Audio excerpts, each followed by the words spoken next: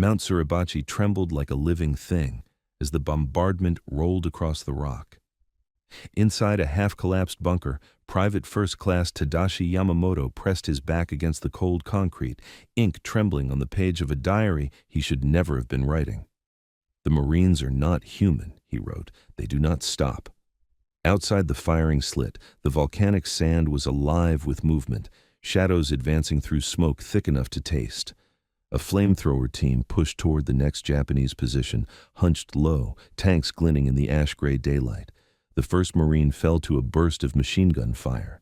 His assistant stepped over the body and kept going. He died seconds later. A third Marine took the weapon, flames spraying in a wild arc, even as bullets tore into him. Still he crawled closer, dragging the hose behind him, fire spilling from the nozzle like a living creature trying to escape his grasp.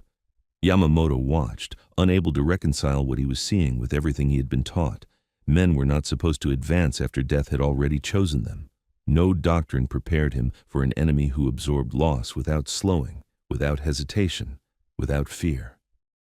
The bunker shook again as the Marines' fire washed across the sand, a wave of orange forcing Japanese defenders deeper into their tunnels. Yamamoto gripped his pencil harder, writing the only conclusion that made sense in that terrible moment. They do not die like other men. What kind of force fights this way? And how had an army built on Bushido found itself terrified, not of machines, not of artillery, but of American Marines? August 1942. The jungle around Henderson Field breathed with nocturnal life, humid, black, impenetrable. Corporal Hideo Takahashi crouched beneath a canopy of twisted palms, listening to the rhythmic thrum of insects and the distant rumble of American artillery. His unit had been told the Marines were inexperienced, soft men from a soft nation. The night belonged to Japan.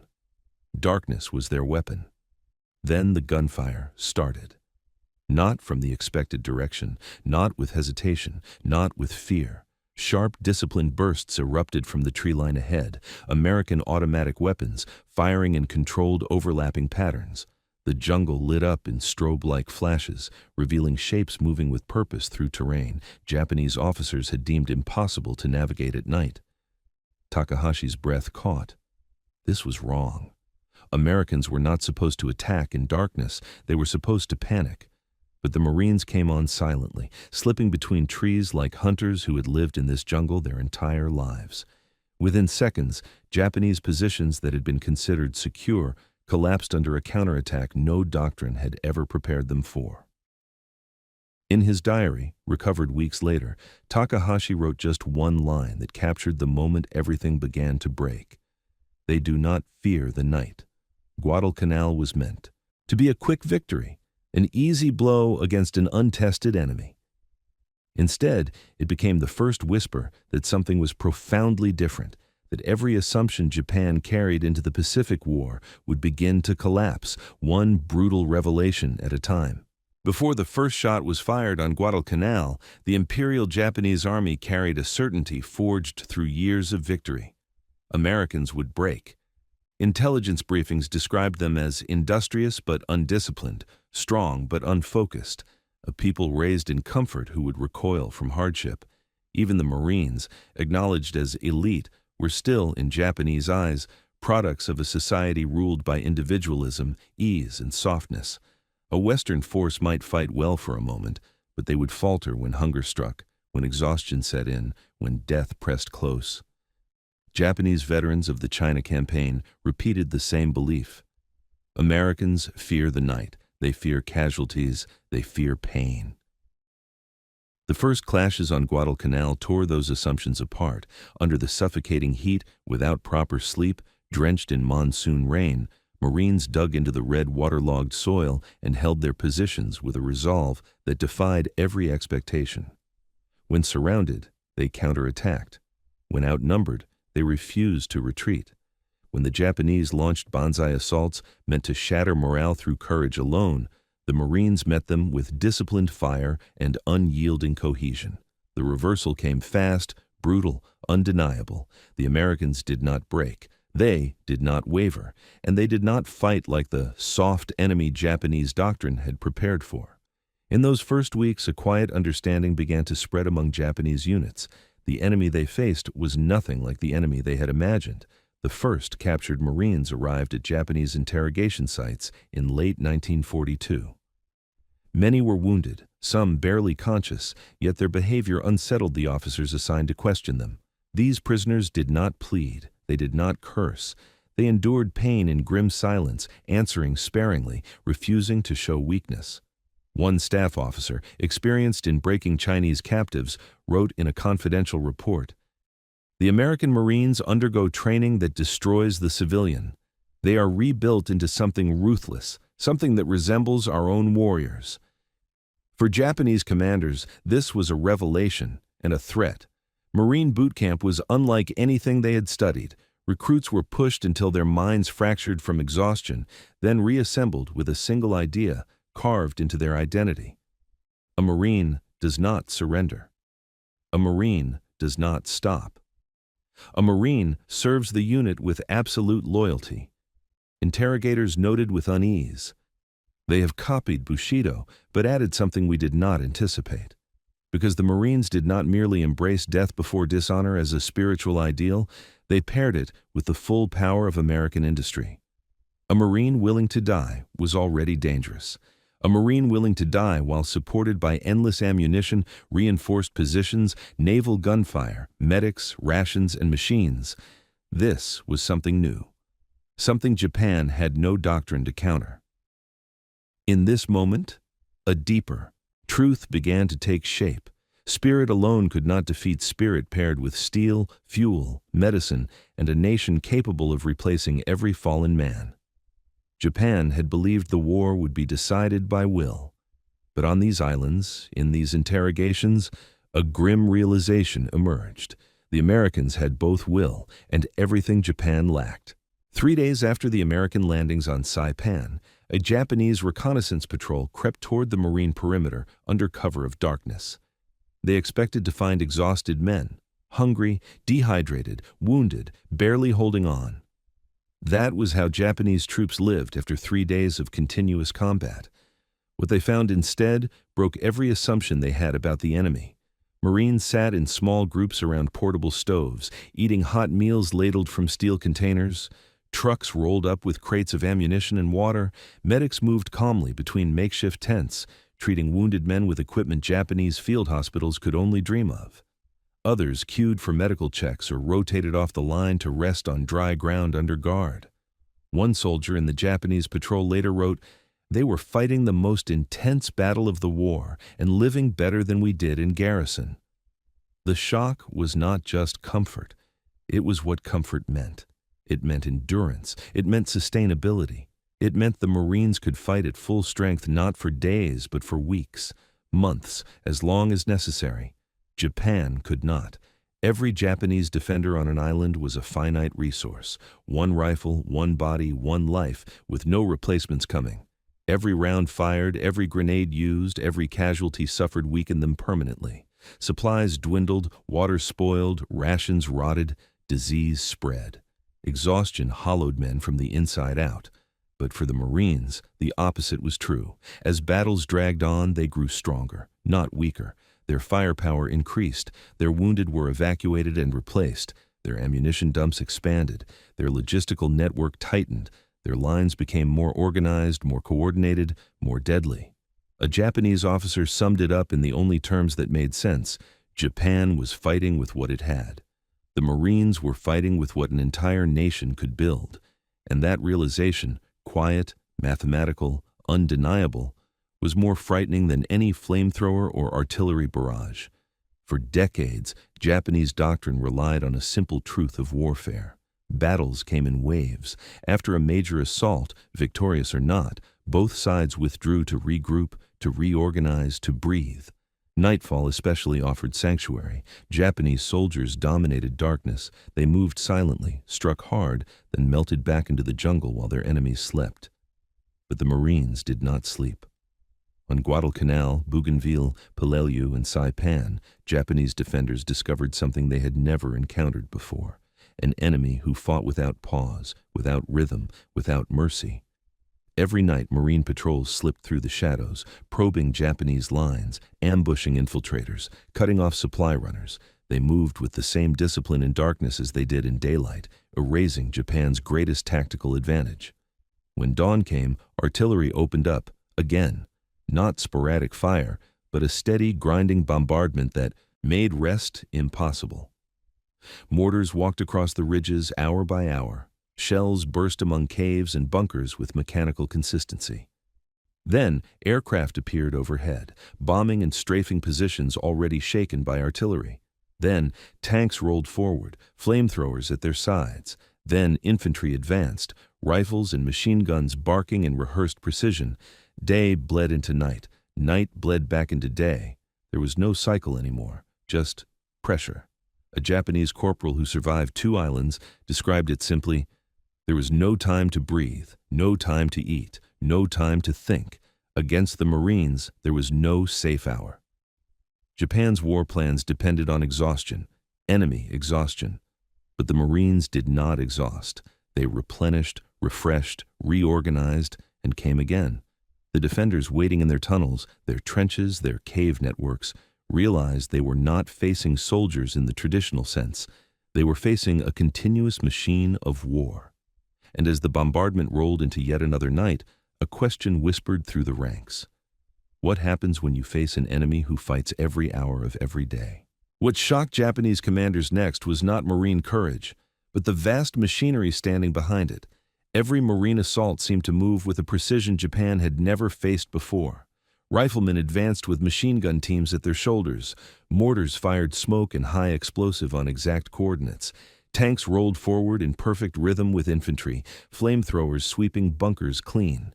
And above it all, the sky thrummed with American aircraft diving in timed intervals, erasing strong points before defenders could regroup. Then came the thunder. Artillery from Marine batteries inland, naval gunfire from destroyers and battleships offshore, shells in the hundreds, then thousands, landing with the methodical consistency of a factory machine stamping metal. A Japanese officer on Badio Island described it in disbelief. They fight as if one body, infantry, tanks, artillery, aircraft, moving with a single purpose. Tarawa proved this with terrifying clarity. Rear Admiral Shibasaki had built what he believed was an impregnable fortress, pillboxes of reinforced concrete, interlocking fields of fire, trenches, bunkers, and hardened positions protected by tide, reef, and accuracy of Japanese marksmen. He promised his men that 1,000,000 Marines could not take the island in 100 years. The Marines took it in 76 hours. Waves were cut down by machine guns. Dozens died on the beaches. But the assault did not stop. Flamethrowers swept pillboxes clean. Demolition teams crawled forward under fire, blowing apart positions with satchel charges. Tanks crushed trenches where defenders hid. Artillery pounded any resistance that tried to reform. Marines advanced through zones where logic said no man could survive. Japanese defenders realized, many for the first time, that firepower alone could not defeat this force. Their rifles and courage were no match for an enemy backed by ships, planes, tanks, and an industrial empire capable of moving all 4 in perfect unison. Somewhere in those burning bunkers, hope cracked. If even their strongest fortifications could fall this fast, what could possibly stop the Marines next? Japanese commanders had long believed they understood the limits of human endurance. Even the fiercest warrior could be halted by the certainty of death. Even the bravest soldier would break when the odds became impossible. But the Marines shattered that belief. Again and again, they advanced across open ground that should have been a killing field. Machine gun fire tore through their ranks. Mortars cratered the soil at their feet. Entire squads vanished in seconds. Yet the line did not fold. It surged forward with a momentum that felt less like courage and more like inevitability. A Japanese officer on Bougainville wrote in confusion, "They acted with total commitment regardless of circumstances, as if casualties were irrelevant. One assault in particular became legend among surviving defenders." A Marine. Platoon, 37 men, was ordered to take a fortified hilltop defended by 3 bunkers with overlapping fields of fire. Japanese doctrine insisted such a position required artillery preparation and smoke. The Marines used neither. Their lieutenant studied the terrain for barely half a minute, then gave a single order: charge. 7 men fell in the first 20 seconds. Grenades burst among the survivors as they sprinted the final meters. They took the first bunker at close range, clearing it with explosives and bayonets. 3 more fell, assaulting the second. The rest pushed through smoke and gunfire to overrun the third. When it was done, only 25 men remained standing. But all 3 bunkers had fallen in 4 minutes. Other moments defied comprehension entirely. Flamethrower teams advancing one after another, each man killed, each weapon picked up by the Marine behind him until the bunker finally burned. Engineers crawling through bullet storms to place charges on doors that were already glowing red from heat. Wounded Marines dragging themselves forward simply because the men beside them were still moving. For Japanese soldiers trained to believe that determination could overcome any obstacle, this was a devastating revelation. The Marines possessed determination too, but paired with the expectation that losses, however horrific, must be endured to complete the mission. Their courage was not reckless. It was systematic. And in the growing silence of ruined fortifications and overrun trenches, one terrifying question began to take shape among Japanese defenders. How do you defeat an enemy who doesn't stop when every doctrine says they should? By the summer of 1944, Japanese soldiers still held onto one final belief, a belief older than the empire itself. When all else failed, when positions collapsed and ammunition ran dry, a banzai charge launched with absolute commitment would crush any enemy through sheer ferocity.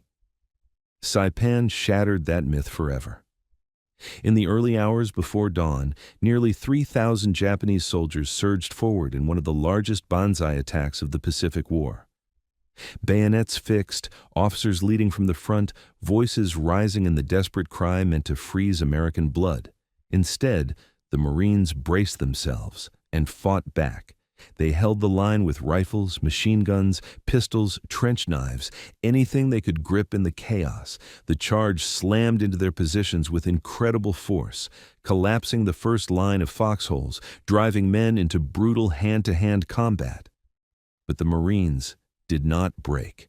They pushed forward, regrouped, counterattacked in small units, and carved through the assault with disciplined fury.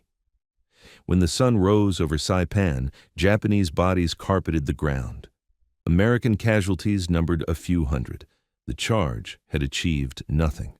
One wounded Japanese survivor, captured days later, whispered to his interrogators in shock, "This is not cowardice. We were lied to." The belief that American troops feared close combat, that they would recoil from the intimacy of death, dissolved in that moment. The Marines had fought at point-blank range, face-to-face, and prevailed, not through numbers, not through luck, but through training, cohesion, and an unshakable refusal to yield. For many Japanese soldiers, hope died on Saipan. The empire could still fight, but it could no longer pretend victory was possible. And yet, the worst revelations were still ahead. Everything Japan had learned about Marine resolve, firepower, and unstoppable momentum would converge on one final island. Iwo Jima awaited. In early 1945, as American bombers darkened the sky above the Bonin Islands, General Tadamichi Kuribayashi studied every scrap of intelligence he could find about the Marines. He read reports from Guadalcanal, Tarawa, Saipan, Peleliu, pages filled with the same grim conclusion. The Marines will land. We cannot stop them. He was no fanatic. He was a realist. And he understood with a clarity that eluded Tokyo that Iwo Jima would not be saved by courage or spirit or sacrifice. Japan's only hope was to make the cost so unbearable that the Americans might reconsider invading the home islands.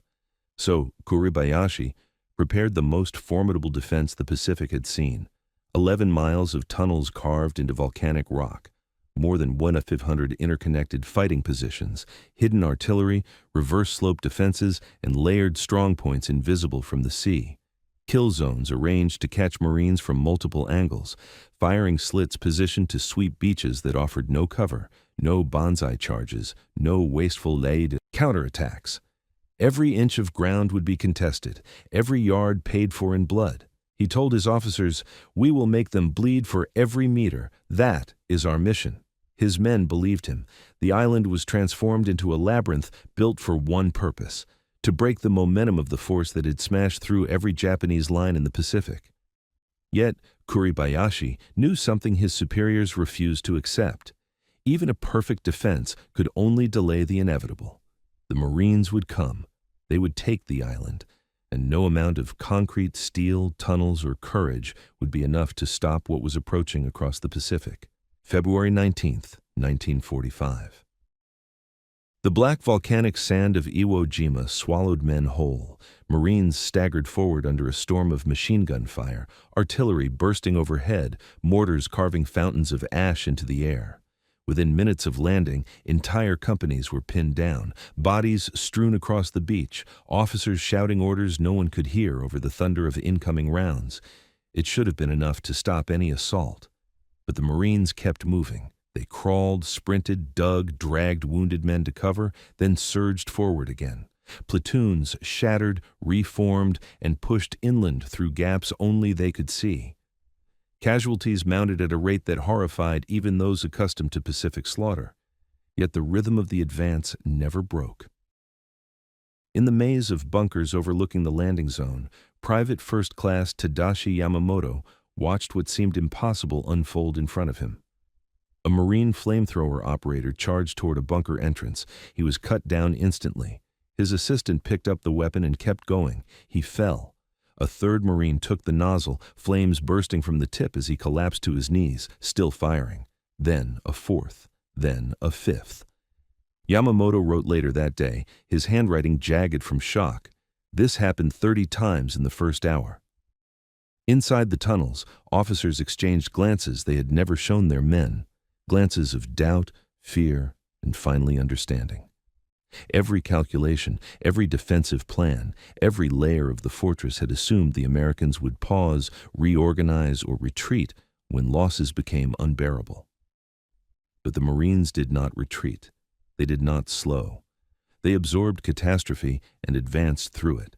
Somewhere between the burning bunkers and the bodies scattered across the sand, a final truth settled on the defenders of Iwo Jima like volcanic dust. There is no defense against men who do not stop. As the battle ground into its fourth week, Kuribayashi retreated deeper into the tunnel network, lantern light flickering across maps stained with ash and sweat. His officers were dead, his artillery silenced, his communications failing one by one. The fortress he had engineered to bleed the Marines had done exactly that, yet still they came, relentless as the tide. He composed what would become his final message. They have courage equal to ours, and the resources of an entire nation. We cannot defeat such an enemy. There was no bitterness in his words, no excuses, only the clarity of a commander who had witnessed the full weight of American power brought against an island he was sworn to defend. Kuribayashi knew his men had fought with honor. He knew they had endured beyond all expectation. But Marine determination, combined with an industrial engine Japan could not match, created a force that no amount of bravery could stop. The truth revealed itself not through ideology, but through numbers. Shells counted by the thousand, reinforcements arriving by the shipload, aircraft circling in endless rotations over the battlefield. Japan fought with spirit. The Marines fought with spirit multiplied by steel, fuel, medicine, and an entire continent of factories. The fear Japanese soldiers felt was never superstition. It was recognition, cold, mathematical, and absolute. Against an enemy who possessed their courage and more resources than they could comprehend, the outcome had been decided long before the first Marine stepped onto the beach. In the months after the war, as survivors returned to a nation in ruins, their recollections carried a painful honesty that wartime propaganda had never allowed. One former soldier, burned and emaciated, summed up the experience in a single line that spread through post-war interviews and letters. "We were samurai fighting with swords against men with machine guns, who also had the spirit of samurai." That contradiction was at the heart of Japan's defeat. The Marines were not just well-equipped, they were not just well-trained, they were not just brave. They combined the unbreakable, self-sacrificing ethos Japan believed it owned with the full industrial capacity of the United States. Courage, reinforced by endless firepower. Determination supported by logistics measured in shiploads, not handfuls. A warrior's mentality fused with a modern nation's resources.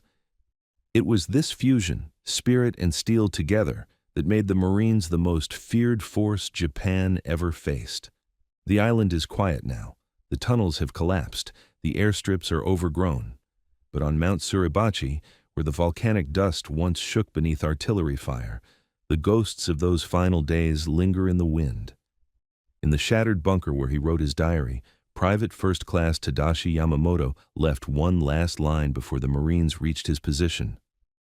There was never any hope, only death. He was wrong about one thing.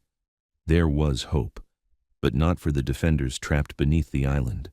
It lived in the men who endured, in the truth uncovered, and in the history preserved, so that the cost of these battles would never be forgotten.